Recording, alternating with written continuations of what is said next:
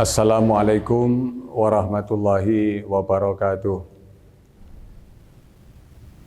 Alhamdulillahilladzi anzalal furqana wa dinil haqq liyufarriqa bil haqqi wal batil wa bainal ma'rufi wal munkar wa hadana ila siratim mustaqim. Asyhadu an la ilaha illallah wa asyhadu anna Muhammadan abduhu wa rasuluh. Allahumma shalli ala sayyidina Muhammadin wa ala alihi wa sahbihi ajmain.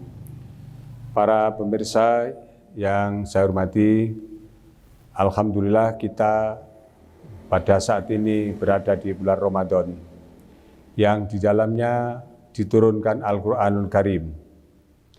Sebagaimana firman Allah Subhanahu wa taala dalam surat Al-Baqarah ayat yang 185. Allah Subhanahu wa taala berfirman, Syahrul Ramadan alladzi unzila fihil Qur'an hudan linnas wa bayyinatin minal huda wal furqan.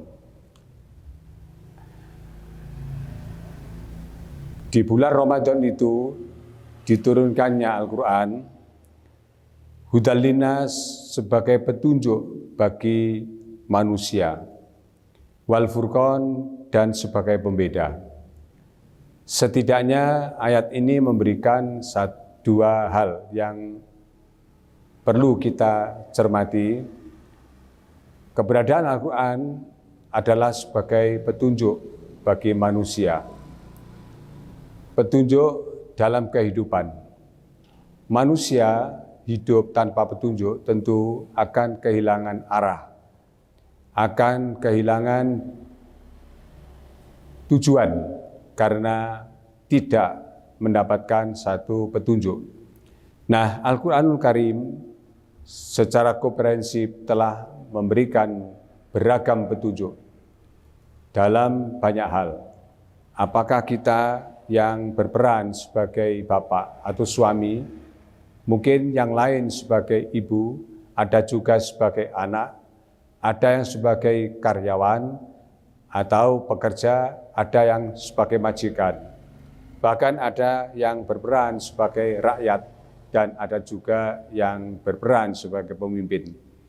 Nah, Al-Qur'anul Karim telah memberikan petunjuk bagi posisi masing-masing mereka.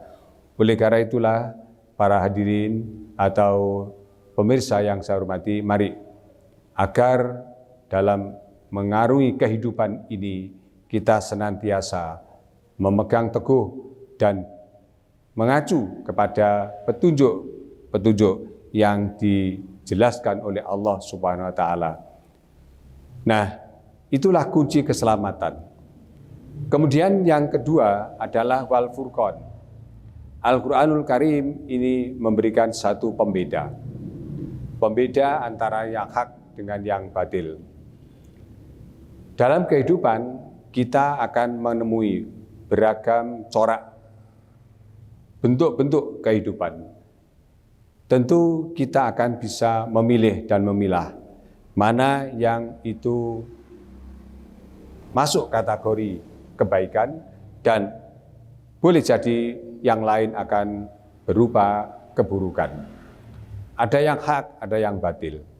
Maka kita perlu memilih hal-hal yang baik, hal-hal yang hak, agar kita tidak menyesal di kemudian hari.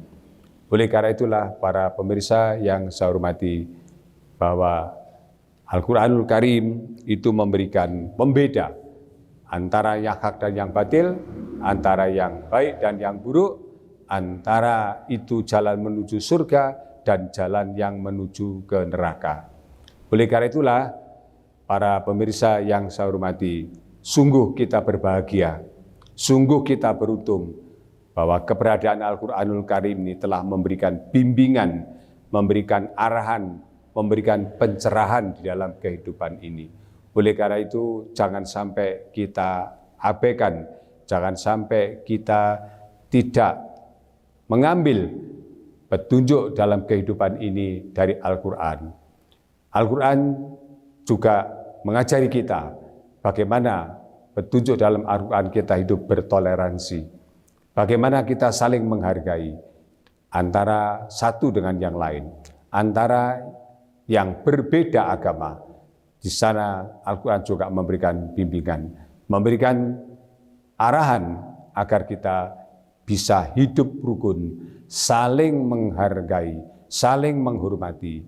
Kendati kita satu dengan yang lain itu berbeda paham, keyakinan, dan berbeda agama.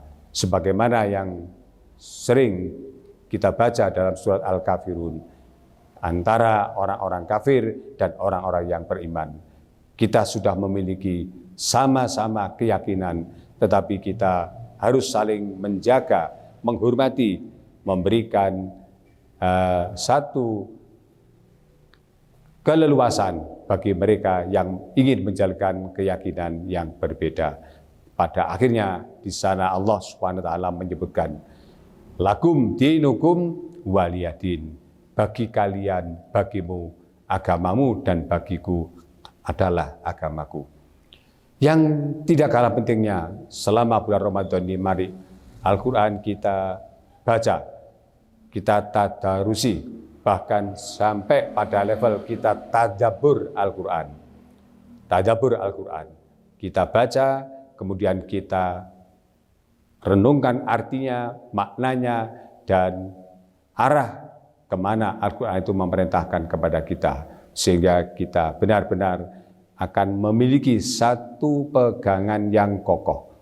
Rasulullah SAW saja setiap bulan Ramadan, malaikat Jibril selalu hadir mendatangi.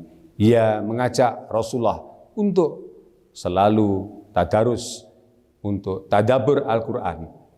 Terlebih-lebih bagi kita, apakah kita tidak selayaknya kita juga melakukan hal yang sama di bulan Ramadan, kendati itu adalah kita saling tadabbur dengan ustadz-ustadzah kita, dengan guru-guru kita, dengan pembimbing-pembimbing kita. Kalau Rasulullah dibimbing langsung oleh malaikat Jibril, kita membutuhkan para kiai, para ulama, para ustadz, ustadzah untuk memandu dalam kita melakukan tadabbur. Oleh karena itulah mari senyampang bulan Ramadan ini, kehadiran Al-Quran sebagai hudal linnas, petunjuk bagi manusia, wal furqan, betul-betul menjadikan satu bagian daripada kehidupan sehari-hari kita. Yang pada akhirnya kita akan mengenal satu istilah, membumikan Al-Quran, artinya alangkah indah dan bagusnya kalau masyarakat itu berkarakter, berakhlak sebagaimana Al-Quranul Karim. Itulah hal-hal yang penting saya sampaikan dan hal-hal yang perlu kita lakukan dan kita amalkan dalam kehidupan sehari-hari, sehingga persis apa yang dikatakan, yang disebutkan oleh Aisyah radhiyallahu anha ketika ditanya bagaimanakah akhlak dan karakteristik Rasulullah, beliau menjawab, akhlak dan karakteristik Nabi adalah Al-Quran. Semoga kita semuanya bisa meniru, bisa mengamalkannya untuk membawa kemaslahatan, kebahagiaan fid dini wad dunya wal akhirah. Barangkali itu yang dapat saya sampaikan. Semoga bermanfaat untuk diri saya dan untuk para pemirsa. Hadanallahu wa iyyakum ajmain. Assalamualaikum warahmatullahi wabarakatuh.